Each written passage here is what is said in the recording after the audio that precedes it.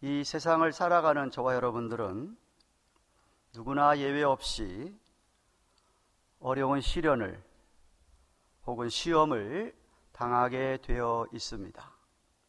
그런데 중요한 것은 그 시련이나 시험 자체보다도 그것을 대하는 마음 자세입니다. 어떤 시련이든 시험이든 어려움이 닥치면 속히 거기서 빠져나올 생각을 해야 하겠죠. 그냥 그 어려움 속에 파묻혀서 당황하고 어쩔 줄 몰라 하고 자포자기하는 마음 상태가 돼버리면 정말 걷잡을 수 없는 더 큰 피해를 입게 됩니다. 자꾸만 믿음으로 내게 앞에 닥쳐진 어려움을 어떻게 해결할 것인가, 하나님의 뜻이 무엇인가를 헤아려야만 합니다. 근데 정말 안타까운 분들은 어려움을 당하기 전이나 당한 후나 똑같이 아무것도 변함이 없을 때입니다. 그렇다면 그 사람에게 그 어려움은 헛되이 고통만 당하다가 어떻게 그냥 위기를 넘겼을 뿐입니다. 성령을 받은 사람임에도 불구하고 많은 고통을 겪고 나서도 깨닫은 것이 없고 변한 것이 없다면 그 사람에게는 또 어려움이 찾아올 수밖에 없습니다. 우리를 향한 하나님의 열심이 특심하셔서 그렇습니다. 마음에 심겨진 도가 그 사람에게 전혀 유익하지 않기 때문에 그 유익을 끼칠 때까지 하나님은 그 사람에게 역사합니다. 오늘 본문 첫 구절을 보시면 내 사랑하는 형제들아 16절에 속지 말라 그랬습니다. 속지 말라니 이게 무슨 말입니까? 이해하려면 그 앞에 문맥 중에서 13절에 하신 말씀, 사람이 시험을 받을 때에 내가 하나님께 시험 받는다 하지 말지니 하나님은 악에게 시험을 받지도 아니하시고 친히 아무도 시험하지 않으신다 라고 했는데, 어떤 사람은 시험이 오면 아이고 하나님이 나 시험에 빠뜨려서 죄에 빠지게 하는구나 라고 생각합니다. 그런 생각에 속지 말라는 겁니다. 하나님을 오해하지 말라는 것입니다.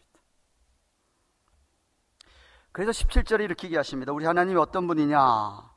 각양 좋은 은사와 온전한 선물이 다 위로부터 빛들의 아버지께로서 내려오나니 그는 변함도 없으시고 회전하는 그림자도 없으시니라 라고 한 것처럼 각양 좋은 은사들, 우리에게 정말 필요한 전물, 온전한 선물만 주시는 분이 우리 하나님이시다는 말입니다. 그 선물에는 영적인, 신령한 영적인 것도, 영적인 복뿐만 아니라 육체적인 것, 정신적인 것 할 것 없이 우리의 필요한 그런 모든 걸 다 채워주는 그런 선물이 다 포함됩니다. 이유는 빛들의 아버지라고 했기 때문에, 빛들의 아버지이기 때문에.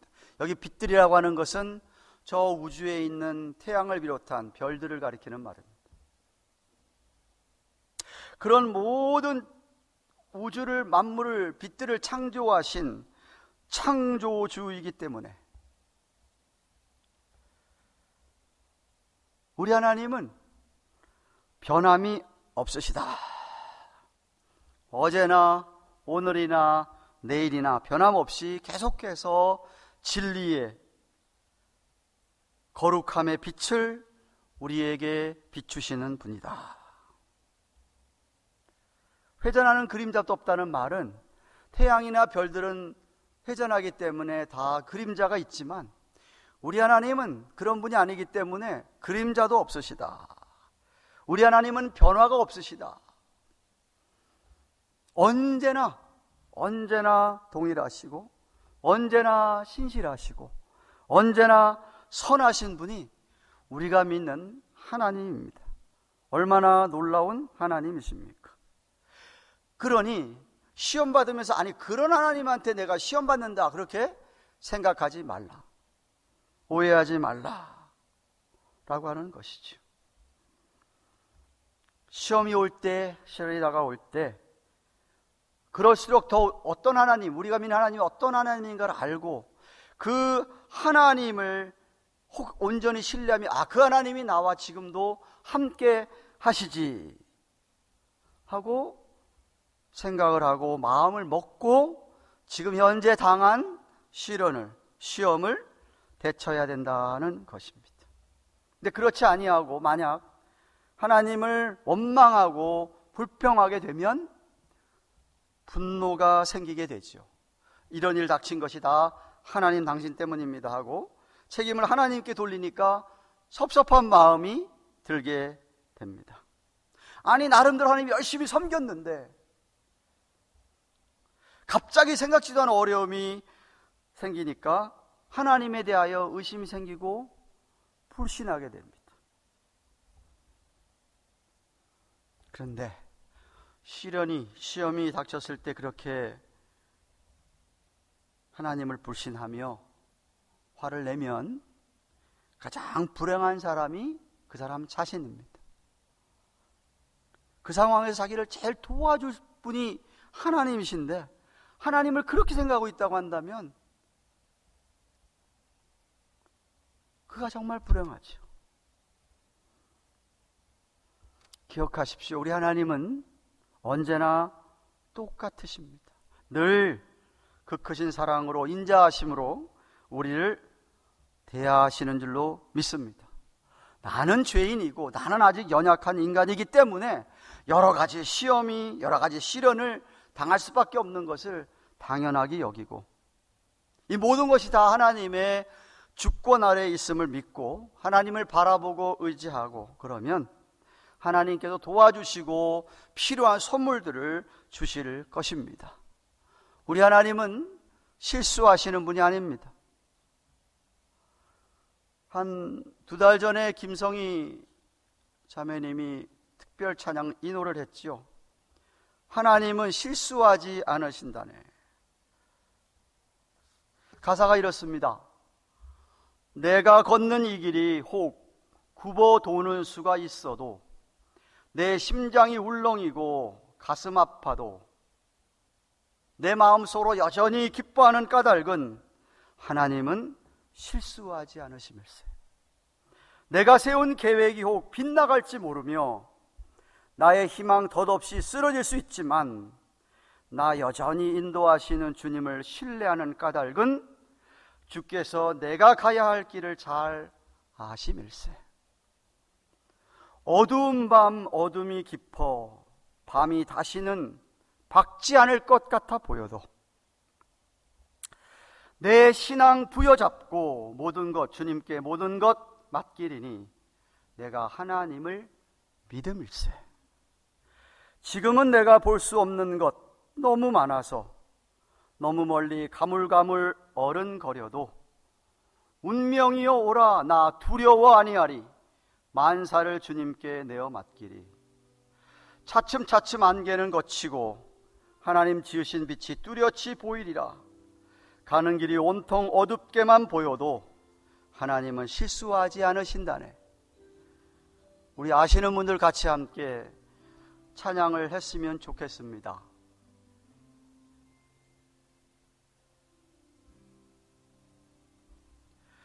내가 걷는 이 길이 굽어드는 수가 있어도 심장이 요 가슴 아파도 내 마음 속으로 여전히 기뻐하는 까닭은 하나님은 실수하지 않으심일세.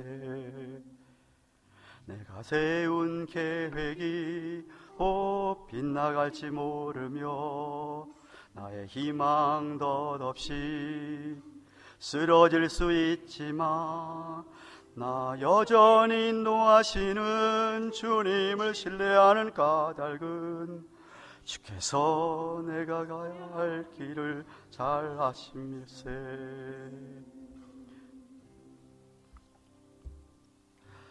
어두운 밤 어둠이 깊어 날이 다시는 밝지 않을 것 같아 보여도 내 신앙 부여잡고 주님께 모든 것 맡기리니 하나님을 내가 믿음일세. 지금은 내가 볼 수 없는 건 너무 많아서 너무 멀리 가물가물 아른거려도 운명이여 오라 나 두려워 아니하리. 안사를 주님께 내어 맡기리. 차츰차츰 안개는 걷히고 하나님 지으신 빛이 뚜렷이 보이리라. 가는 길이 온통 어둡게 보여도 하나님은 실수하지 않으신다네. 하나님은 실수하지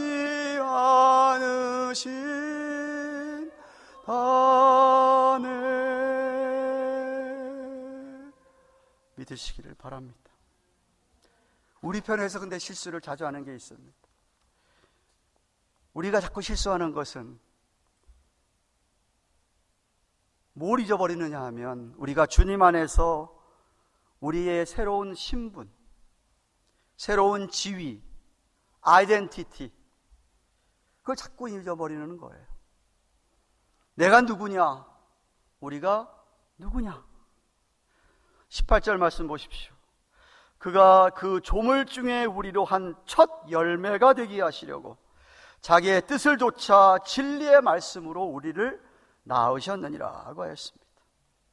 하나님께서 진리의 말씀으로, 복음으로 우리에게 새 생명을 주셨다는 것이죠. 그래서 우리가 새로 태어났다, 중생했다는 겁니다. 전혀 다른 사람이 되게 했다. 육의 사람만이 아니라 이제는 성령의 인도함을 받는 영의 사람이 되게 했다. 우리의 존재는 그렇기 때문에 우리의 시작은 진리의 말씀이라는 것이죠. 시작이 우리가 진리의 말씀이라고 하면 살아갈 때도 우리가 진리의 말씀으로 살아가야 한다는 것입니다. 이유는 우리로 하여금 첫 열매가 되게 하기 위해서라고 합니다. 첫 열매가 되게 하기 위해서. 첫 열매는 그 이후에 거두게 될 모든 열매를 대표하는 겁니다. 모든 열매를 대신해서 한 증거물로 보여주는 게 첫 열매입니다.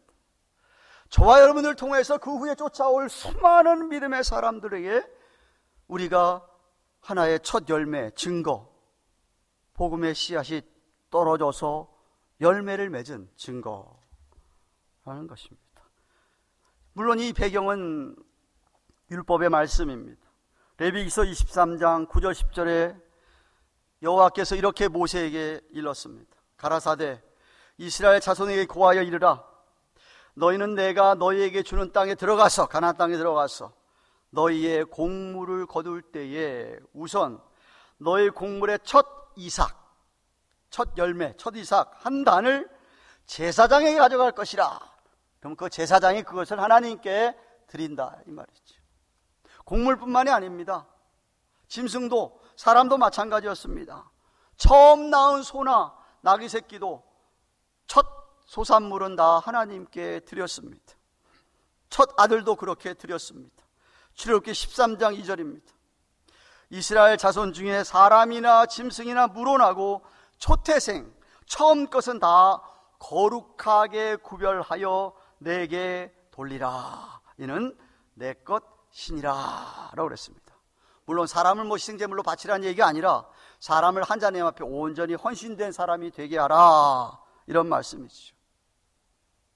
그래서 18절 그 초두에 하나님께서 우리를 조물 중에서, 피조물, 모든 피조물 중에서 한 첫 열매가 되게 했다. 그러니까 첫 열매가 받쳐짐으로 말미암아 그 위에 따라오는 모든 것도 다 하나님께 속한다, 그런 뜻입니다. 우리가 먼저 하나님께 속한 자로서 하나님의 말씀으로 살아가게 하신 것이죠. 그것을 확인해 보는 과정이 뭔지 아십니까? 바로 시련이고 시험입니다. 시련과 시험 과정을 통해서 정말 하나님의 첫 열매로 드려졌는가 확인해 볼 수 있는 것이죠. 이스라엘 백성들이 광야에서 40년 동안 그래서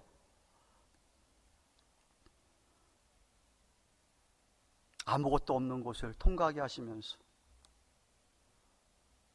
사람은 떡으로만 사는 게 아니다, 하나님의 입으로 나오는 모든 말씀으로 사는 것이다, 그것을 가르쳐 주시기 위해서 40년을 광야 생활에서 연단을 시킨 것이죠.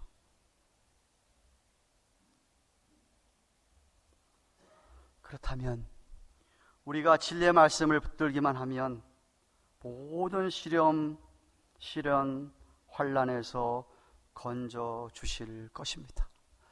지켜 주실 것입니다. 그렇기 때문에 중요한 게 뭐냐?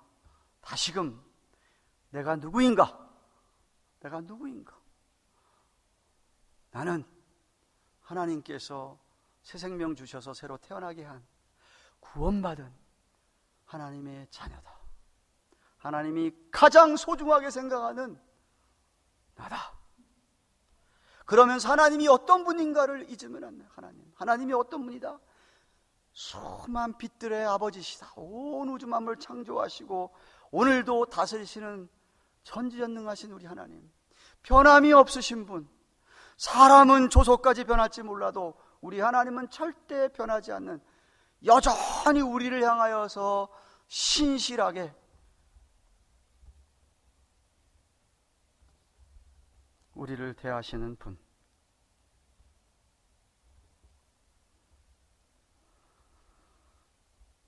그래서 이 두 가지만 바로 알고 깨닫는다면, 잊지 않는다면 우리는 이 세상 어떤 어려움 속에서도 하나님이 우리를 풍성한 길로 인도해 주실 줄로 믿습니다. 모든 사람들은 물론 다 육체를 갖고 태어났기 때문에 먹어야 되고 마셔야 되고 입어야 합니다. 그러나 적어도 영적으로 태어난 사람들에게 꼭 필요한 것은 진리의 말씀입니다. 우리를 존재하게 한 자체가 이 하나님의 말씀이기 때문에 그렇습니다. 그래서 늘 말씀을 통해서 하나님의 그 귀한 사랑과 은혜를 경험하는 것입니다. 그리고 어려운 중에도 우리를 위로하신 하나님을 만날 수 있고, 하나님께서 이 어려움으로 우리를 귀하고 아름답게 빚어가시는 것을 경험할 수 있습니다. 그런데 말씀을 붙잡고 살려고 하는 우리들에게 필요한 것이 뭐냐? 생각 없이 함부로 원망하고 불평하는 말을 쏟아내지 않는 것입니다. 그래서 야고보 사도가 그 다음에 19절 20절에 이렇게 얘기하십니다. 내 사랑하는 형제들아, 너희가 알거니와 사람마다 듣기는 속히 하고 말하기는 더디하며 성내기도 더디해라. 사람의 성내는 것이 하나님의 의를 이루지 못함이니라 그랬습니다. 많은 사람들이 이 구절을 사람들 사이의 대화 속에서, 관계 속에서 적용을 합니다만 문맥은 그것이 아닙니다. 문맥은 하나님과 여러분과의 교제 사이에, 하나님과 여러분과의 대화 사이에서 적용해야 하는 것입니다. 물론 사람들과의 관계 속에도 이 구절을 적용하고 살면 참 그 사람은 지혜로운 사람입니다. 그런데 중요한 것은 여러분이 하나님과 인격적인 교제하는 가운데 우리가 기억해야 할 것은 말하기는 속히 해라. 듣기를 속히 해라. 말하는 것은 더디해라 이겁니다. 듣기를 속히 하라는 말은 하나님의 말씀을 듣기에 힘써라 이거, 사모해라 이겁니다. 하나님의 말씀을 듣는 자리라면 무조건 나가라 이거죠. 무조건 말씀을 들으라. 왜냐하면 말씀을 듣는 가운데 하나님을 만나기 때문에 그렇습니다. 그런데 말씀을 충분히 들을 생각은 하지 않고 입으로 하나님을 원망하고 불평하고 화를 내면 하나님께서 만나 주지를 않으십니다. 우리도 뭐 그런 사람 만나고 싶지 않잖아요. 들을 생각 안 하고 계속 자기 말만 하고 그런 사람 누가 만나기 원합니까? 마찬가지입니다. 하나님께서는 우리 하는 말을 다 듣고 계십니다. 하나님께서는 우리가 하는 말을 다 듣고 계십니다. 어떤 결정적인 영향을 끼치는 말을 할 때가 있습니다. 하나님께 분노하면서 성내면서 하는 말입니다.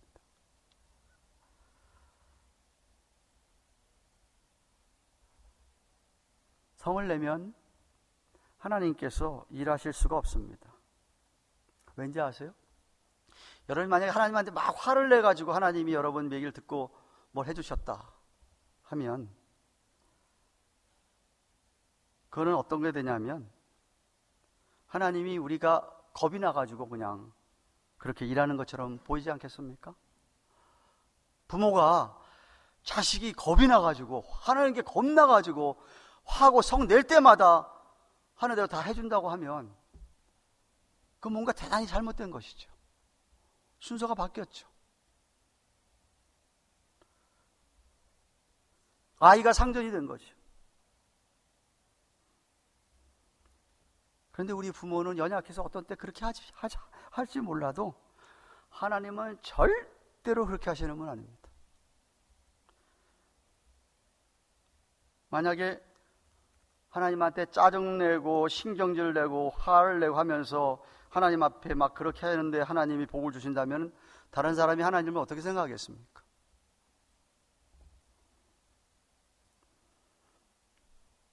제발 그러지 마시고 하나님에게서 사랑을 받을 만한 태도, 하나님이 여러분을 어여쁘고 아주 기뻐하실 그런 자세,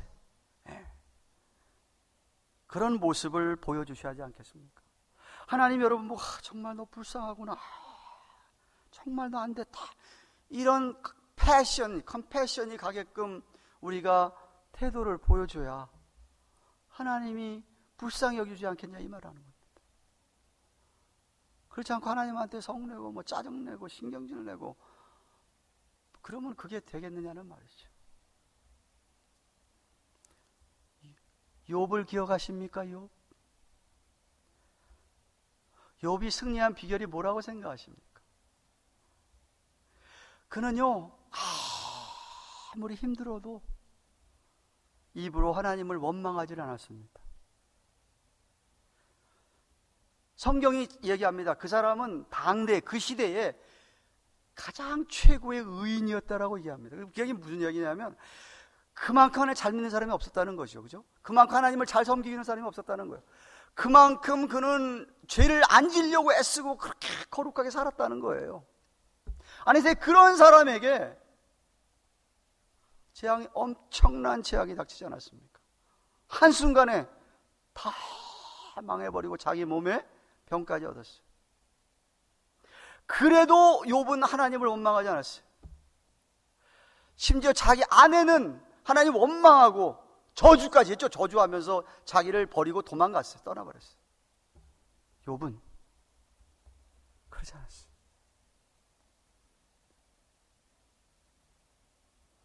그래서 욥의 믿음이 훌륭한 거예요. 그래서 욥이 결국은 승리하게 된 거예요.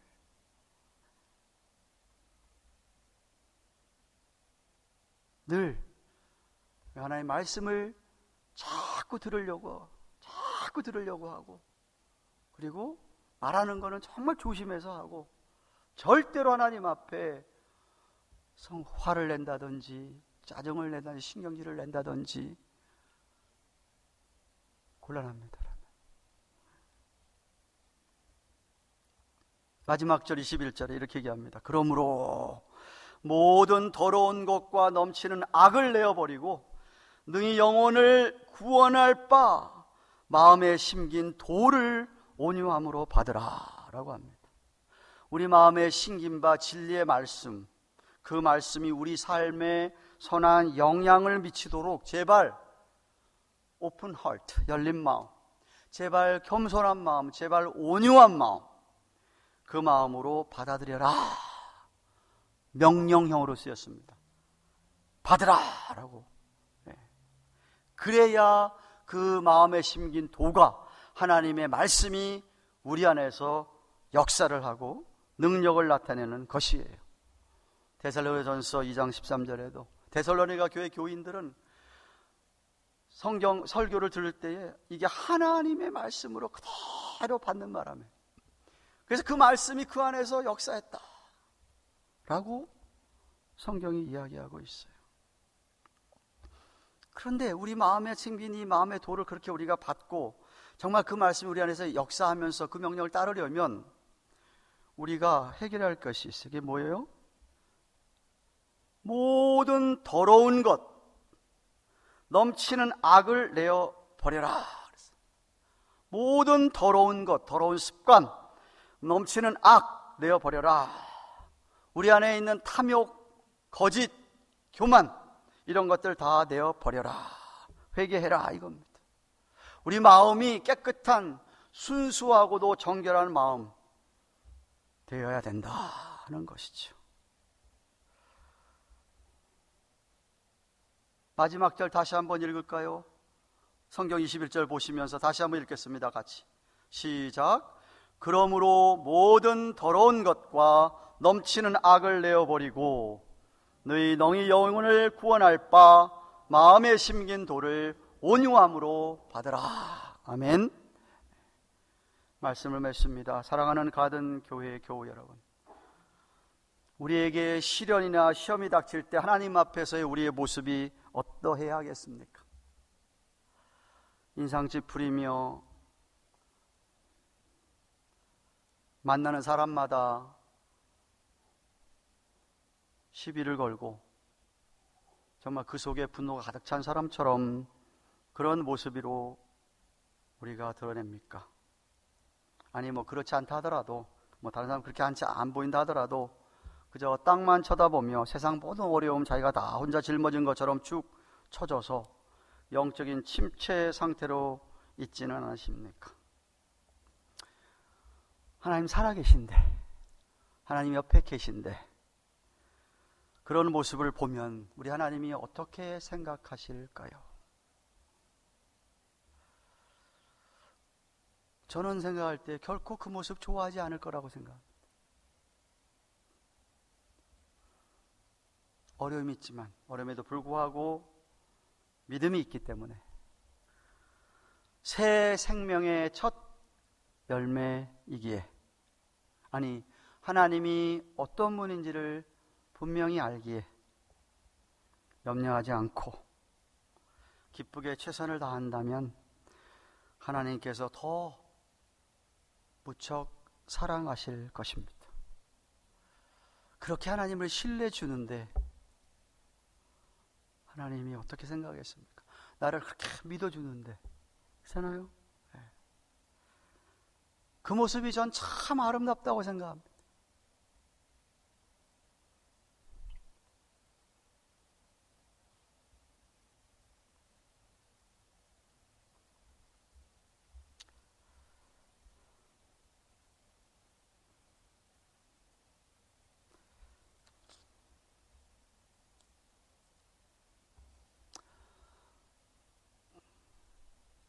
세환 집사하고 고은 집사가 찬양하는 모습이 제가 너무 은혜를 받았어요.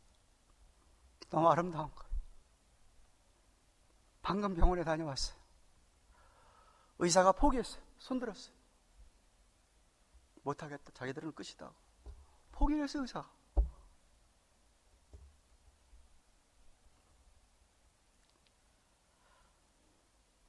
다 퍼졌대요, 온몸에. 온면의 병기 다 퍼졌다는 거예요.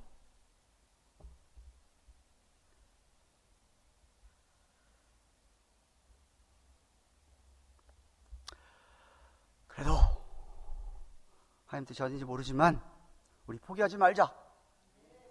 포기하지 박 권사님도 포기하지 않으시고 의사에게 담대하게 얘기하셨어요. 의사가 포기할지 몰라도 나는 포기 못합니다. 0.1%의 찬스만 있어도 99.9% 안 된다고 당신이 얘기할지라도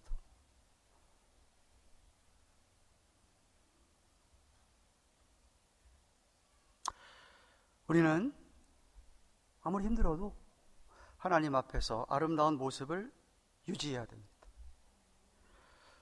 정말 모든 더러운 것, 모든 악을 다 버리고 우리 마음에 심긴 이 아름다운 도, 진리의 말씀을 붙잡는 것입니다.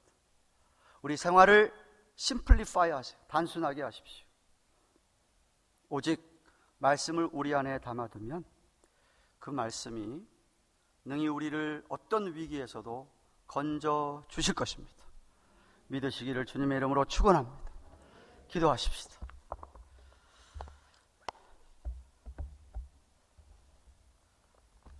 다시 한번 우리가 누구인지, 어떤 사람인지 정말 하나님이 어떤 분인지를 다시 한번 기억하고 실수하지 않으시는 주님을 생각하며 하나님의 선한 뜻이 있음을 믿으며 하나님, 우리가 만난 어떤 시련들이 이제 각자가 다 모르지만 우리가 그것들을 능히 넉넉하게 이겨나가게 해 주시옵소서. 죄짓지 않게 해 주시옵소서. 입으로 말로 죄짓지 않게 해 주시옵소서. 한번 같이 통성으로 주신 말씀 생각하며 기도하겠습니다.